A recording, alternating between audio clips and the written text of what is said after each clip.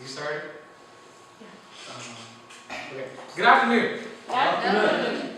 Good afternoon. Good afternoon. It's so exciting to see everybody today. But you know what's not exciting? Today, billions and billions of people, don't smile, they're suffering out there. Billions of people are suffering. Their dreams are crushed. Their plans for their careers destroyed. Gone. Why do you think this is happening? People all over the world are not reaching their maximum potentials and therefore finding themselves in a pit of disappointment, stress, dissatisfaction, and anger. This is the condition and curse of failure. Hi, my name is Dwayne, and I am a victim of procrastination. According to some researchers, procrastination has more than quadrupled in the last 30 years. And at this point in time, there's no known reason why this trend is growing. And very often people view procrastination as a lifestyle, whether by choice or not. That is largely because the behaviors take over and bring a huge impact to all aspects of the individual's life. To make it easier for you to understand, simply procrastinators do not usually notice any negative consequences of performing tasks at the last minute. You want me to give you an example? This morning, on my paper, there were 4 sentences. As of 12:30 p.m., I had 4 pages. So we are not,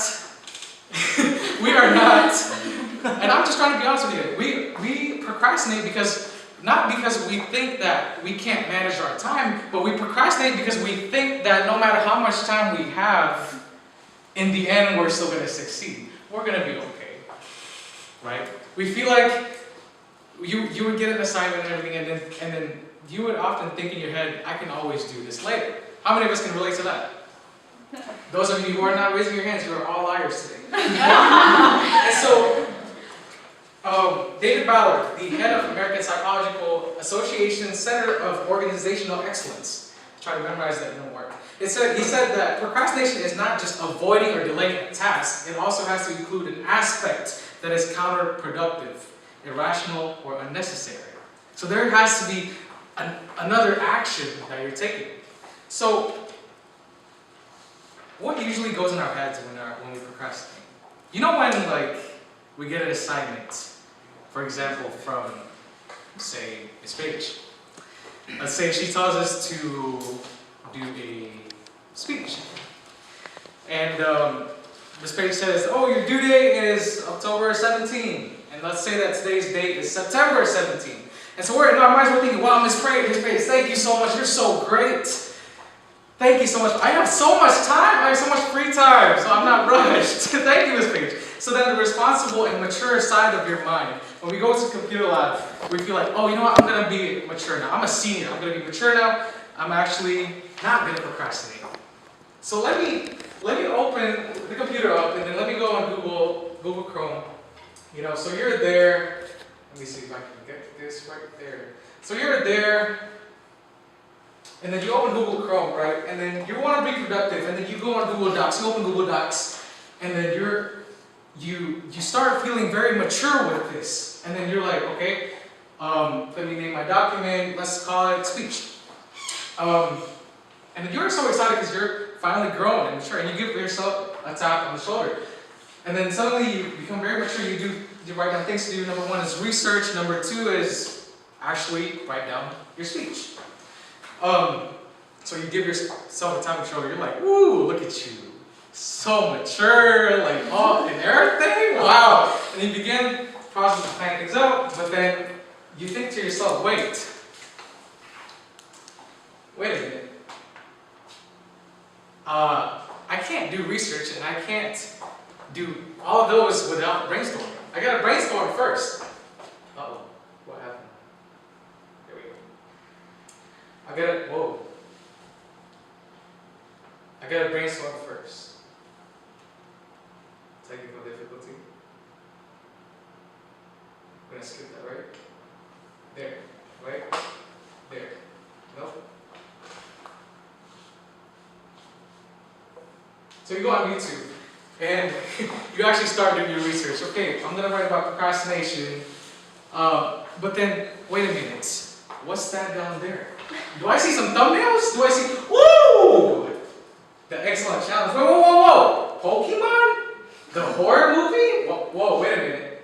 I gotta put some time for this. I gotta watch this real quick. So suddenly, out of nowhere, Pokemon, the horror movie, becomes an essential research source for your speech. Does that make sense? Suddenly, out of nowhere, at first you were doing research on from like the Time magazine or Psychology Today, and suddenly this becomes important. Now, how many of us can relate to that? How many of us can relate to that? There we go. That's more honest. So, just to close things off, procrastinators actively look for distractions, particularly ones that don't take a lot of commitment on their part. Checking your email is almost perfect for this purpose. So, Psychology Today did some research and basically explains the subject. Procrastinators tell lies to themselves, such as, I feel more like doing this tomorrow, or I work best under pressure. But that's not true, because we don't work best under pressure. So everyone procrastinates. Doesn't matter what you think, you always procrastinate. Because there are two types of procrastination, short-term and long-term. So at this point, I would like everybody's attention. This is serious, guys. I would like to invite you guys to please take a stand. Join me. Take a stand, take action. Take control and use the time that you have right now. Well, maybe not right now. You can do it like sometime later in the future. Okay?